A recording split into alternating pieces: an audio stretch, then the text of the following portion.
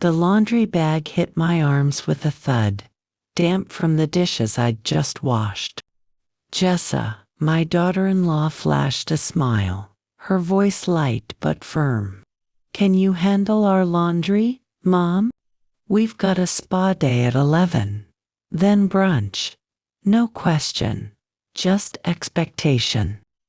Her mother, adjusting a silk scarf, gave me a thin smile plight, but it screamed, "You're lucky to be included in our errands." I nodded, not out of agreement, but reflex.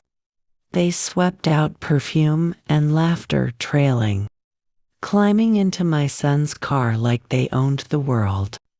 The kitchen went quiet, heavy as steam. The tote bag, Sagdary robes, slippers, a leaking seaweed wrap kit. Then I saw it, Jess's cream-colored handbag. Gold-trimmed, expensive, left on the counter by the mail tray. I reached to move it, keep it safe, but a sharp tug in my gut stopped me.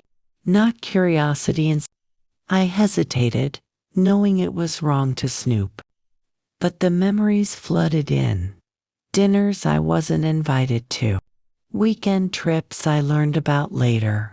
The casual you wouldn't fit in remarks. The quiet exclusions. "Can you do our laundry, Mom?" Like I was just a utility. My thumb grazed the zipper. Inside, tucked between a spa gift card and lip gloss, was my credit card, the one I'd given my son for emergencies years ago. Missing for months. My stomach twisted. I'd slipped it to him when their rent was late. Jessa recovering, new job unsteady. Emergencies only, I'd said. Now it sat in her purse, worn smooth from use. My hands, unsteady, opened my laptop.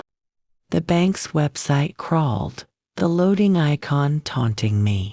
Then the charges appeared, $742 at Serenity Spa, $384 at Lumiere Skin, $129 at Cafe Mondo Brunch. More pending. My vision blurred, but the betrayal cut sharp. This wasn't a mistake. It was deliberate. Weekly splurges, designer candles, manicures, a resort gift shop charge mixed with essentials. I thought of the $1,500 I sent for their car, the check for their dog's surgery, the groceries I dropped off unasked. Love, not obligation, drove me. But Jessa hadn't asked. She'd taken, assuming I'd stay silent. Maybe I would have, like always. The card burned in my hand. Then I felt a tongue, not exhaustion, clarity, not defeat. Jessa's phone buzzed on the counter, screen glowing. A photo of her and my son in Tahoe. A trip they never mentioned until I saw the posts. A text from Rick slid in. "She'll do whatever we ask." Thinks it's helping. I tapped the thread. "Rick, once the house is ours, we'll gut the kitchen. Jessa, we'll say it's for her safety. Downsizing. Daniel can help sell." Rick, she's too soft to argue. My breath caught. My house, the kitchen I saved for. The backyard my late husband tended. They were carving it up, banking on my compliance. Further back, texts about managing me. Screenshots of my calendar with Jessa's caption, "Still think she's in charge." It wasn't a misunderstanding. It was calculated. I set the phone down, pulse steady, cold. Years of generosity had been mistaken for weakness. I called Daniel, my neighbor, my husband's friend for 30 years.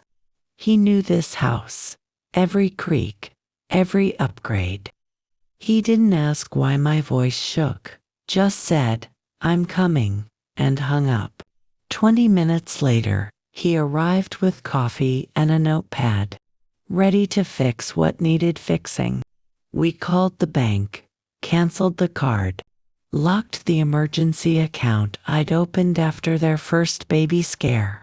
My son's name removed. Jess's never on it.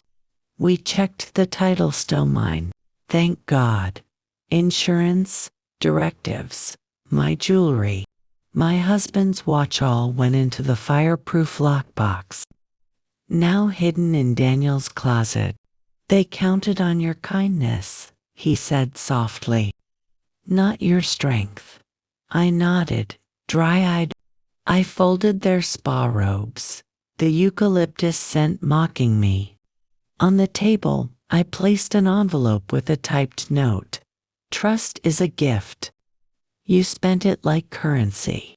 Beside it, the card, cut in two, numbers split like a broken promise. I sat by the window, the house holding its breath with me. Daniel offered to stay. I said no. This was mine to face. The letter wasn't vengeance. It was a line drawn. Their car pulled up, laughter spilling through the windows. Their spotted glow funded by me. Bags rustled as they entered, then silence. Jess's smile faded at the sight of the robes, the torn card, the envelope. Her mother froze, boutique bag dangling. My son, keys in hand, frowned. What's this? He asked. I don't get it. I do, I said, eyes on the window. Jess's voice turned sugary.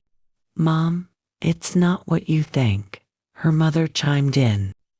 We were just helping you, Karina. You've been so stressed. I didn't flinch. You used my money, my home, my silence. That ends now. My son stammered, but I stood. The guest house is mine. Locks changed. Accounts secured. This stops. Silence swallowed the room. Next morning, I gave them 2 days to leave the guest house. This is my home, I said. Not a gift or a promise, a boundary. My son pleaded, can we talk? I cut him off. It was written down.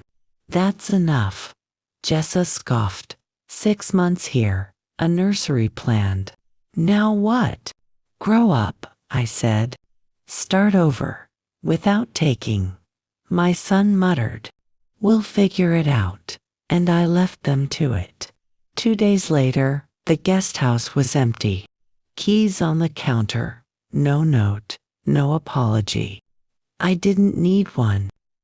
The silence was clean, no tension, no pretending.